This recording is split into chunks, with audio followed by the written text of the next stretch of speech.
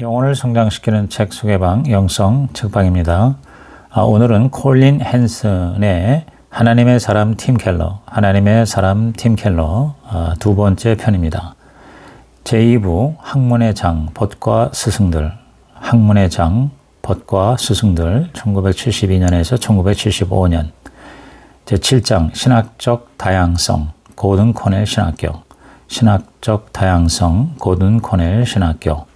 1969년에 개교한 고든 코넬 신학교의 켈러 부부는 1972년, 즉 개교 3년밖에 안 된 새로운 신학교에 들어갔다. 이 학교는 존 스토트를 초청하는 등 근본주의나 자유주의와 구별되는 복음주의 운동에 대한 비전을 가지고 빌리 그레함과 석유재벌 하워드 퓨의 재정 지원을 받아 시작했다. 크리스티애니티 투데이 잡지 창간에 참여한 존 오켄가 목사가 초대 총장으로 영입되었다. 고든 코넬은 일종의 북동부판 풀러 신학교라고 할 수 있다. 오켄가가 바로 풀러 신학교 초대 총장으로 섬긴 바 있기 때문이다. 초교파 신학교인 고든 코넬은 늘 신학적 다양성이 펼쳐지는 장이 되었다. 이 학교에서 켈러는 시원하게 쏟아내는 설교, 긍정적인 해방신학, 구속사적인 성경신학, 언약신학, 속죄신학, 복음주의 성경 주석 등에 대해서 확고하게 배웠다. 이미 그러나 아직, already but not yet의 계시된 종말론으로 알려진 중첩된 두 시대에 대해 배우면서 성경과 신학에 대한 많은 의문이 풀렸다. 켈러는 하나님의 주권적 능력이 아주 소소한 세부 사항까지 미치고 있음을 알게 되었다. 요셉처럼 켈러도 하나님의 섭리의 손길을 나중에 가서야 분별할 수 있었다. 고든 코넬 신학교에서 보낸 시절이 켈러의 가정과 친구와 사역 등 삶의 모든 면을 어떻게 변화시킬지를 처음부터 아신 분은 하나님 분이다. 제8장 탁상 담화 엘리자베스 엘리엇과 올세들 로빈스. 탁상 담화 엘리자베스 엘리엇과 올세들. 켈러가 고든 코넬 신학교에서 수강한 현대 자유주의 신학의 교수는 에디슨 리치였는데 그 과목이 끝나자마자 64세의 나이로 세상을 떠났다. 그의 아내 엘리자베스의 감동을 받았는데 그녀는 엘리자베스 엘리엇으로 더 널리 알려진 자로 1956년에 에콰도르 아우카족 원주민을 선교하다가 순교한 짐 엘리엇 선교사의 아내였다. 두 번째 남편이 암으로 또 세상을 떠난 것이다. 놀랍게도 장례식장에서 엘리자베스는 두려움이나 자기 연민 없이 고난을 직시하는 믿음을 보여주었다. 그녀는 하나님의 주권을 신뢰했고 하나님의 판단에 의문을 품지 말라고 이야기했다. 그녀의 강철 같은 믿음의 모본에 그녀의 학생이었던 팀과 캐시도 큰 도전을 받은 것이다. 엘리자베스 엘리엇은 말과 글과 행동의 기독교적 표현이라는 과목에서 켈러 부부를 가르쳤는데 그 내용은 일종의 기독교 예절이었다. 여기서 캐시는 하나님의 명령과 문화적인 통념을 구분하는 법을 배웠다. 창조세계의 기본 주제 중에 하나는 통치와 복종의 틀이다. 그 질서는 하나님 자신의 속성에서 기원한다. 삼위일체 하나님이 바로 그것이다. 성령은 남녀 연합에서 나오는 자녀와 같은 게 아닌 두 개별적 인격체가 한 몸으로 연합한 데서 나오는 결혼이라는 인격체와 같다. 통치와 복종과 연합이라는 요소 없이는 하나님의 형상을 온전히 닮을 수 없다. 많은 여성이 해방을 추구할 때 엘리엇은 즐거운 복종이 자유를 낳는다고 가르쳤다. 그래서 여성의 목사 안수를 반대했다. 여성의 자유는 규율에 순종할 때 주어진다는 것이다. 팀과 캐시는 단지 여성 문제만이 아니라 인간과 하나님과의 관계를 보는 자신의 관점 전체가 엘리엇의 영향을 받았다고 고백했다. 하나님의 선과 지혜가 우리보다 훨씬 뛰어남을 깨닫고 그분의 영광을 보아야만 우리는 딱히 납득되지 않는 그분의 명령에도 순종할 수 있다. 팀은 에드먼드 클라우니 팬클럽에서 신학을 나누며 토론하는 일을 즐겼다. 책을 읽고 수업을 들은 후에는 그 책이나 강의 내용을 요약 정리해서 기숙사방에서 모임을 가지고 팀의 강의가 이어졌다. 팀은 설명하고 요약하고 종합하고 적용하고 재해석하는 일에 탁월했다. 과목이 더해지고 학년이 높아질수록 학생들에게 재해석해주는 팀의 영향력도 더욱 커져갔다. 교수보다 더 잘 가르친다는 평가를 받았는데 이러한 습관은 훗날 팀의 설교와 집필에 그대로 쓰였다. 팀은 자신의 독창적인 사고가 아님을 시종 밝히면서도 독창적인 종합을 내놓은 타고난 재주가 있었다.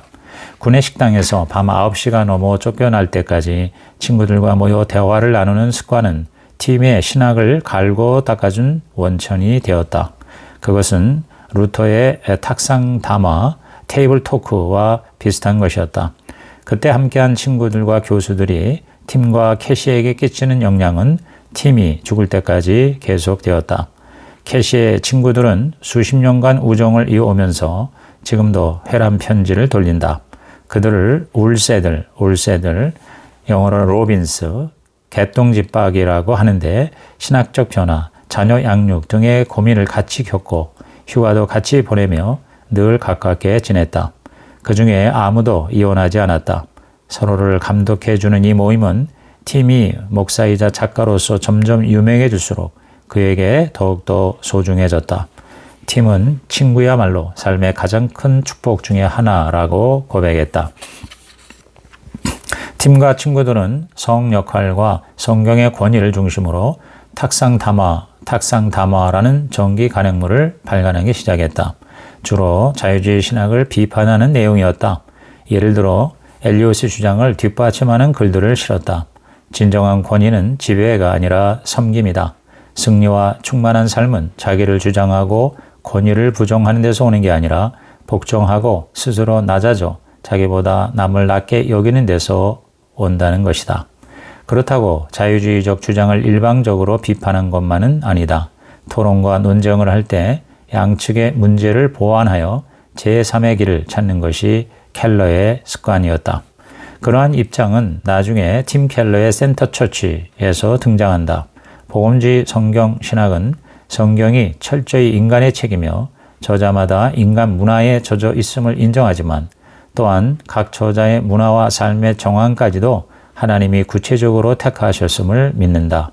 모든 것을 주관하시는 하나님의 주권적 섭리로 단어 하나하나까지 정해져 지금의 성경으로 기록된 것이다. 고든 코넬에서의 팀 켈러의 노선은 피츠버그 친구들과 그들의 역할 모델인 엘리자베스 엘리엇의 도움으로 정해졌다. 제9장 이견의 즐거운 공전 로저 니콜과 신칼뱅주의 이견의 즐거운 공전 로저 니콜과 신칼뱅주의 고든 코넬에서 팀과 캐시는 스위스 출신 로저 니콜 교수의 조직신학 과목을 듣고 개혁신학으로 더욱 무장되었다. 신학교에 들어가기 전에는 복음주의 회중교회에서 알미니우스주의자였던 켈러는 최우등으로 졸업할 때는 칼뱅주의자가 되었는데 이는 다분히 니콜 교수 덕분이었다. 니콜의 영향으로 켈러는 영미 개혁신학보다 대륙의 신칼뱅주의 쪽으로 노선을 이어갔다. 그 대표적인 신학자는 헤르만 바빙크와 루이스 벌코프였다. 신칼뱅주의는 프린스톤의 교리주의보다는 영국 청교도의 경건주의와 화란의 문화주의에 더 공감하는 편이다. 켈러가 이해한 신칼뱅주의의 핵심 신조는 1. 믿음은 머리와 가슴의 문제이기에 전도란 비신자의 열망의 방향을 유일한 위안이신 예수님 쪽으로 틀어주는 것이다. 2. 성경의 이야기는 그리스도 안에서 성취된다. 3. 반정립과 일반 은혜는 공존하기에 그리스도인은 비신자를 비평할 때도 존중해야 한다. 4. 은혜는 자연을 회복시키므로 우주적 구원관에 따라 그리스도인은 전도하면서 또한 사회 불의에 맞서 싸워야 한다는 것 등이다. 니콜이 형성해준 켈러의 대속 개념은 평생 그의 저서와 설교에서 우선순위를 지키고 있다. 예수님은 늘 대속물이시라는 것이다. 예수님의 대속의 희생이야말로 모든 것의 핵심이다. 니콜은 켈러를 정식으로 지도한 적은 없지만 그가 사역 방침을 정하는 데에 일조했다. 신학적 이견을 온화한 마음씨로 대하고 비판자를 거론할 때도 공정을 기한다는 켈러의 소신에 고든 코넬의 어떠한 다른 교수도 니콜만큼 영향을 미치지는 못했다. 이견의 즐거운 공전이 가능하다는 것은 켈러와 그의 친구들이 신학교에서 누린 가장 좋은 일 중에 하나였다. 제10장 영적 역학, 부흥의 역학, 리차드 러블레이스와 조나단 에드워즈. 영적 역학, 부흥의 역학, 리차드 러블레이스와 조나단 에드워즈. 고든 코넬에서 팀 켈러는 1972년 리차드 러블레이스의 영적 역학 과목을 듣고 삶이 바뀌었다. 성경을 제외하고는 러블레이스의 Dynamics of Spiritual Life가 다른 어떠한 책보다 그의 교관을 형성해주고 사역의 방향을 잡아주었다. 러블레이스가 지정한 필독서는 켈러의 취향에 딱 맞았다. 플래너리 오코노의 단편 소설과 존 오웬의 죄 죽이기 두 권의 책은 켈러에게 가히 충격적이었다. 오코노를 통해서는 그리스도인의 예술작품을 존중하게 되었고 오웬을 통해서는 영국 청교도주의 목회 신학을 배우게 되었다. 켈러가 러블레이스에게서 배운 것은 부흥의 역학이었다. 러블레이스는 그리스도인들이 율법과 복음을 혼동하면 교회가 길을 잃는다고 역설했다. 또 교회는 이단과 반율법주의 못지않게 죽은 정통과 율법주의도 삼가야 한다고 가르쳤다. 부흥이란 성령이 강력하게 역사하여 하나님의 백성에게 복을 주시는 것이다. 부흥은 회심과 자유를 가져다 준다. 나중에 켈러는 러블레이스와 에드워즈처럼 저서와 설교에서 부흥을 강조했다. 성령이 역사하시는 통로는 은혜의 수단인 설교, 기도, 그리고 성례이다. 이런 평범한 수단의 결과로 죄인의 회심과 신자의 쇄신이 놀랍도록 급증한다면 그것이 바로 부흥의 증거이다. 부흥의 핵심은 도덕적 노력이 아니라 오직 은혜로만 구원받는 것이다. 부흥을 경험해야 우리는 행위로 의를 이루려는 성향에서 탈피하여 은혜의 복음의 빛 가운데에서 살 수 있다. 부흥을 누리려면 그리스도 칭의 사역을 일상에 접목해야 한다. 성화의 결연은 칭의에서 방향을 잃은 결과다. 하나님은 예수님을 보고 우리를 받아주시는데 그 사실을 모르면 그리스도인은 불안해진다. 그 불안은 교만, 자기 의의 주장, 그리고 타인에 대한 과민한 비판 등으로 표출된다. 이 주제는 팀 켈러의 탕보 하나님에서 강조되고 있다. 부흥은 세상의 모든 장벽을 허문다. 그리스도인들이 더는 문화적 선호에 의지하지 않고 오직 예수님만 의지하기 때문이다. 1960, 70년대의 예수운동이 바로 그런 부흥이다. 러블레이스는 예수운동을 구태를 답습하는 것에 대한 저항의 반가운 도전으로 해석했다. 이런 부흥의 역학을 켈러는 교회에 접목했다. 목사나 성도들의 안주 안에서 목사의 자존심이 채워지는 사이에 회중은 각자 즐거이 제갈길로 가는 양떼로 남을 수 있다고 켈러는 경고했다. 세계적으로 유명해진 후에도 켈러는 러블레이스에게 배운 대로 늘 회중을 떠밀어 안일에서 벗어나 부흥을 지향하게 했다. 켈러에게 가장 큰 영향을 미친 인물 중 그처럼 직업이 목사였던 사람은 조나단 에드워즈 분이다. 켈러가 러블레이스에게서 전수받은 에드워즈 사랑은 이후 리디머에서 에드워즈의 말을 설교에 자주 인용하는 것으로 표출되었다. 에드워즈는 켈러에게 하나님을 신비롭게 경험하고 싶은 갈망을 불러일으켰다. 또한 에드워즈의 교리적 설교와 함께 생생한 비유와 은유 등에도 깊은 관심을 가졌다. 에드워즈의 보편적 미덕과 참된 미덕의 구분도 켈러에게 도움을 주었다. 그리스도인이 부흥을 경험하여 하나님을 최고선과 중심으로 삼으면 그때 흘러나오는 참된 미덕은 모든 사람을 복되게 한다. 켈러는 말한다. 하나님을 가장 사랑할 때만 우리는 모든 사람을 사랑하고 섬길 수 있다.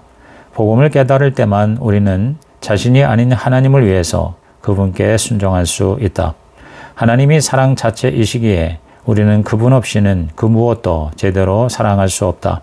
참 사랑은 타인의 입장에 서는 것이다. 그 수준 높은 참사랑이 바로 참된 미덕이다. 하나님을 위해 일할 때만이 우리는 어려움에 처한 이웃을 제대로 섬길 수 있다.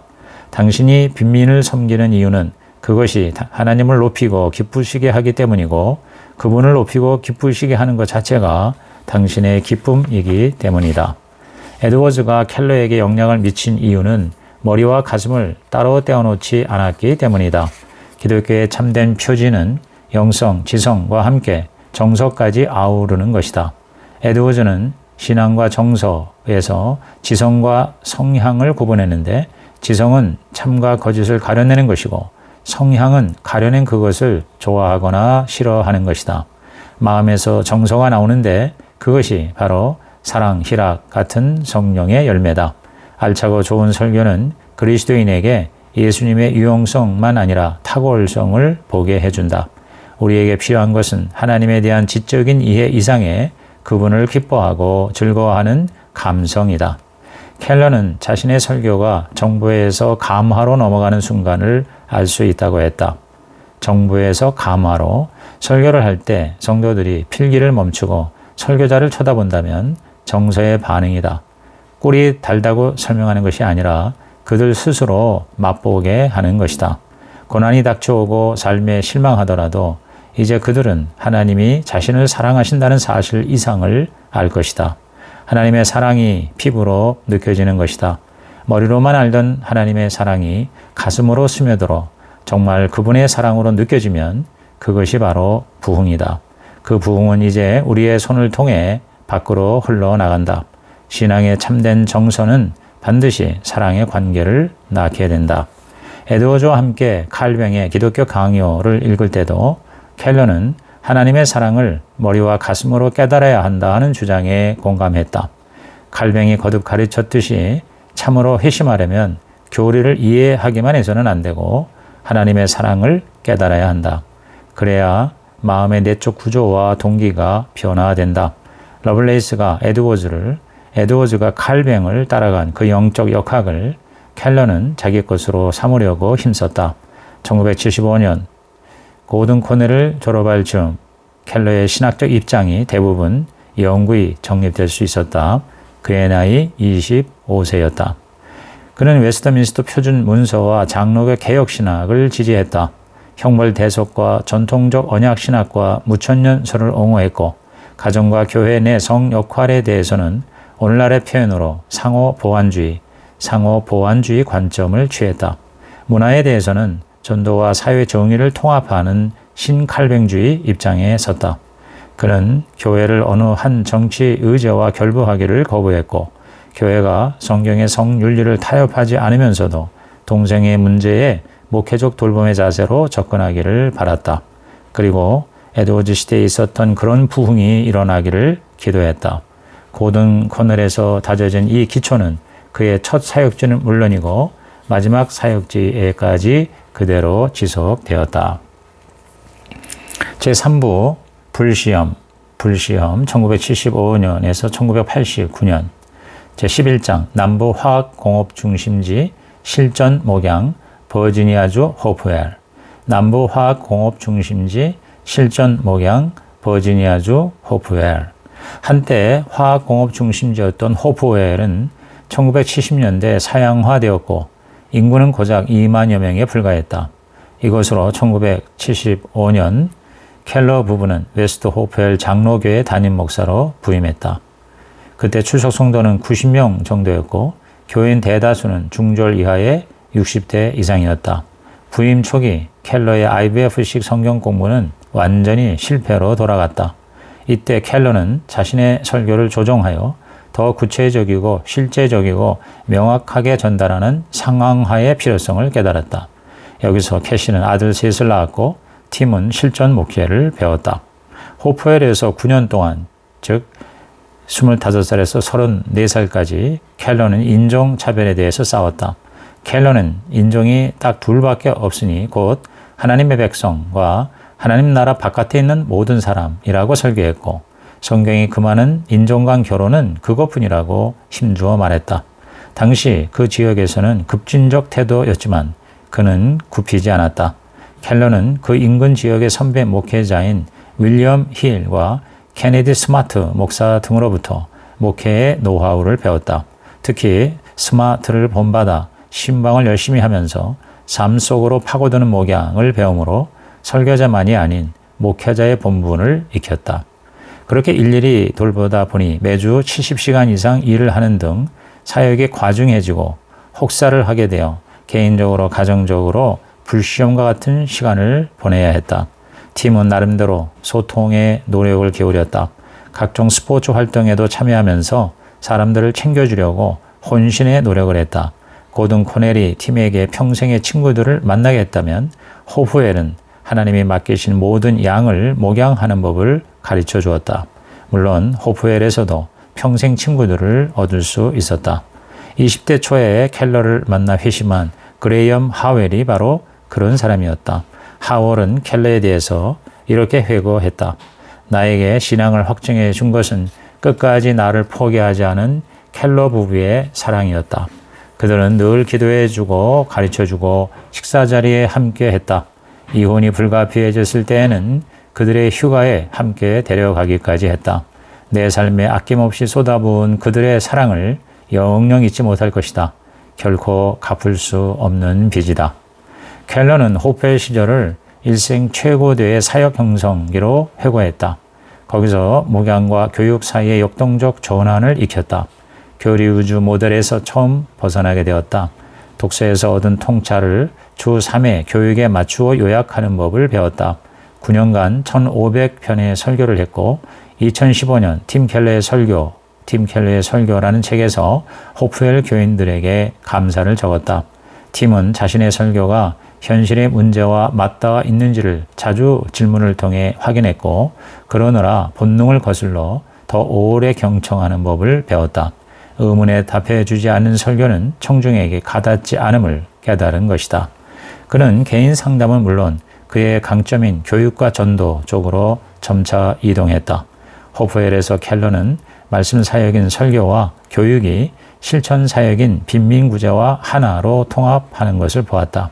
1979년 웨스트민스터 신학교의 목회학 박사 과정에 입학해서 전도의 잭 밀러, 선교의 하비 칸, 설교의 에드먼드 클라우니 등 수많은 저명한 교수에게 배우면서 목회를 발전시켜 나갔다. 그의 책 여리고 가는 길은 나중에 리드모 교회의 대사회사역의 매뉴얼이 되었다. 그의 박사 논문으로 인해 웨스트민스터 실천신학 교수와 미국 장로교 북미 선교부 국률 총책이라는 직책을 가지게 되었고 그것을 계기로 그는 1984년 34살에 9년 만에 호프웰을 떠나게 된다. 팀이 리드모 교회가 한참 성장하고 있을 때 다시 호프웰을 찾았는데 호프웰 성도들의 회고하는 시간이 있었다. 그때 켈러의 설교를 언급한 사람은 단 한 명도 없었다. 오히려 상담과 신방을 더 기억하고 있었다. 켈러는 이 경험을 회고하면서 사역 정황의 중요한 차이를 발견하며 설명했다. 호프웰 같은 정황에서는 목양을 잘해야 교인들이 설교에 귀를 기울이지만 뉴욕시 같은 정황에서는 일단 설교로 신임을 얻어야 상담과 같은 목양에서 회중을 이끌 수가 있다는 것이다. 켈러는 누구나 알아들을 수 있게 말하는 법을 호프웰에서 배운 셈이다. 호프웰의 블루칼라 회중 덕분에 어렵고 복잡한 개념을 신자와 비신자가 똑같이 이해할 수 있게 다듬어야 했던 것이다. 켈러는 한마디로 목회의 기본을 호프웰에서 다 배웠다. 켈러 부부는 호프웰에서 함께 성장했다. 그들은 리고니아 밸리 연구소에서 경험한 잡담 모임을 차용하여 웨스트 호프웰의 주일 저녁 예배 후에 자기네 집에서 밤에 모임을 열었다. 간식을 가져오게 하고 친구들도 데려와 팀에게 아무거나 물어보게 했다. 무엇을 물어야 할지 모를 경우에 대비해 팀은 가능한 질문을 수십 가지 적어서 나누어 주기도 했다. 이 잡담 모임은 장장 3시간 이상 이어지기도 했다. 이 모임은 켈러에게 신학적 사고와 명쾌한 변증을 연마하는 기회가 되었다. 그리고 후에 리드모에서 예배 후 질의응답 시간으로 되살아났다. 이 기간 켈러는 존 오웬, 조지 휘트필드, 마틴 로이드 존스, 제임스 케네디 등의 도움을 받았고 교회는 3배 이상 성장했다. 그는 늘 교회의 신앙과 전도가 현상 유지 안주해서는 안 된다는 소신을 가지고 있었다. 호프웰 사역은 팀 켈러를 남편과 아버지와 목사로서 겪게 될 앞날의 수많은 도전에 준비시켜 주었다. 아직 34살이던 그때 켈러는 이미 1500편 이상의 설교로 성경의 4분의 3을 다루었다. 그가 9년 동안 한 설교의 양은 대부분의 많은 목사가 평생 할 양만큼이나 방대했다. 그가 호프웰을 떠날 즈음 팀은 외부 도움에 의지하지 않고도 대부분의 성경 본문을 설교할 수가 있게 되었다. 남부의 화학공업 중심지에서 불시험을 견뎌낸 것이다. 이제 그는 다음 세대 목회자들을 훈련하는 평생의 사역에 들어설 준비가 되어 있었다. 이상으로 하나님의 사람 팀 켈러 두 번째 편을 마칩니다.